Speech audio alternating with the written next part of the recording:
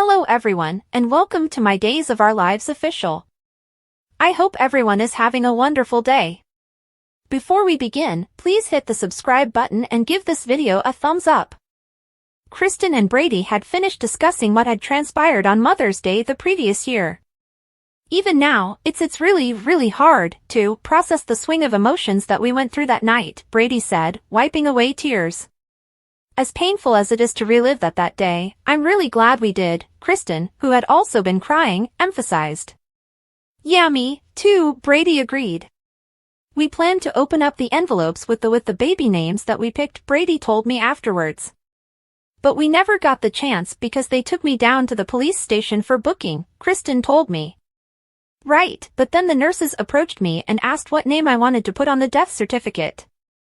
Anyway, I was impressed by the name you had selected. You chose my mother's name, you chose Isabella, and I barely got to meet her for, like, a minute, but she had your eyes, so I went with Rachel Isabella, Brady continued. I had so many hopes and dreams for her. Kristen started before breaking down. Have you gone to see her? Have you visited the grave? Brady pondered after consoling Kristen with an embrace. No, I just didn't think I could handle it, Kristen said. Well, if you want to go, I'll go with you, Brady suggested. Really? You'd do that for me? Kristen asked. For you, and for our daughter, Brady answered. Brady and Kristen went to the town plaza to buy flowers and ran into Eric, Nicole, and Mackenzie. I will pray for you and your daughter. Kristen informed Eric, I just wouldn't want you and Sarah to go through what Brady and I did. What's wrong with you? Mackenzie will live, and to suggest otherwise is simply cruel. Nicole snapped at Kristen. I'm trying to say something nice. Kristen clarified. And failing. Nicole countered. Nick! Brady exclaimed. I understand what she was trying to say, Eric insisted. Kristen responded, thank you, and Eric nodded in response. Nicole clumsily altered the subject, questioning why Brady and Kristen were together. Brady was taking me to put some flowers on our daughter's grave. Kristen explained. If that is all right with you, Kristen said to Nicole. What is your problem? Nicole snapped at Kristen. I just wanted to make sure you weren't going to try and accuse me of stealing your man, Kristen added, perplexing Eric, who sought an explanation from Brady and Nicole. You didn't know?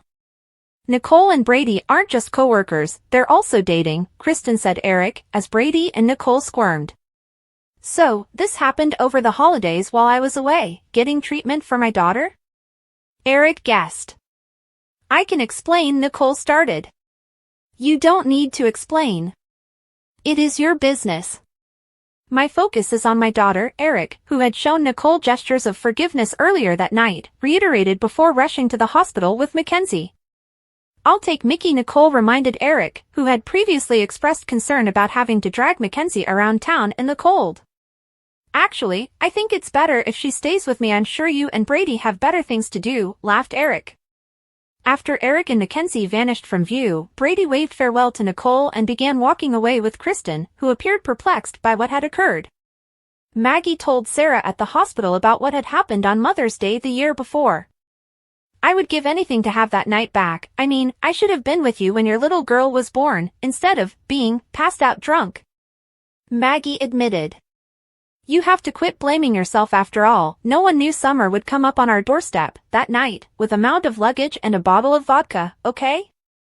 I'm just thankful you passed out at home and no one was hurt, Sarah stressed. Yeah. Maggie agreed. It still aches my heart when I think about Adrian and her terrible family. And well, I mean, he should have known better than texting and driving, but he'll have to deal with the consequences for the rest of his life, Sarah said, her voice breaking. I can't imagine a worse feeling than knowing you killed someone, especially someone in your own family, Maggie said with a shudder. And, knowing Will, that his guilt over Adrienne's death, surely, has to be worse than any prison sentence, Sarah speculated, becoming increasingly upset.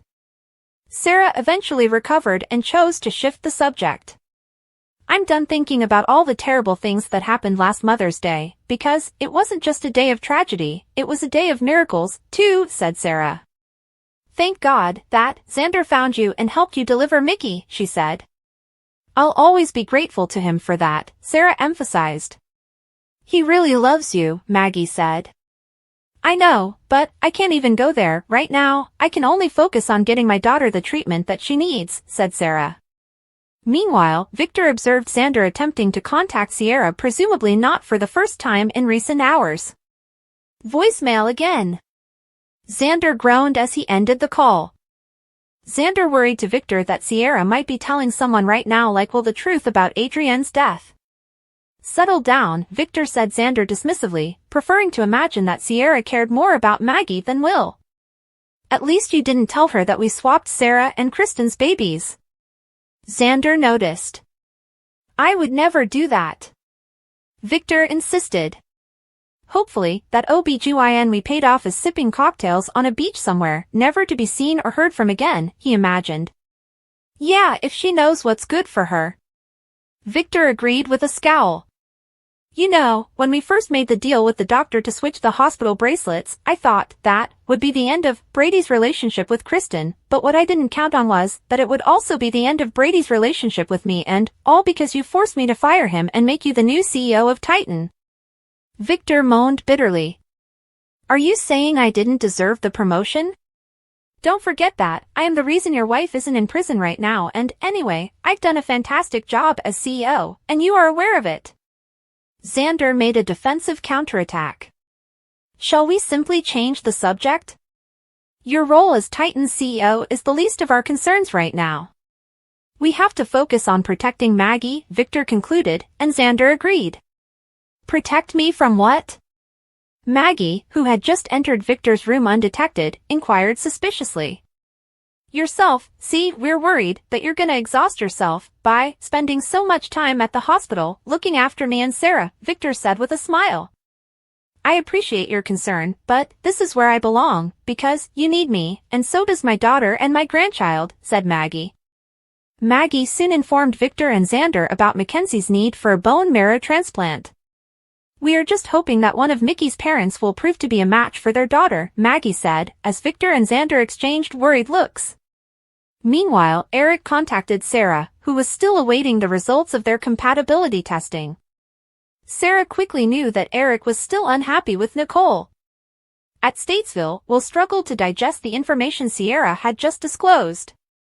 All this time, I thought I was the who killed Sonny's mother, and every second of every day, I have been living with the guilt and in the pain that I inflicted on everyone who loved her. But it wasn't me. Will gave an incredible summary. It wasn't you, Sierra boldly stated.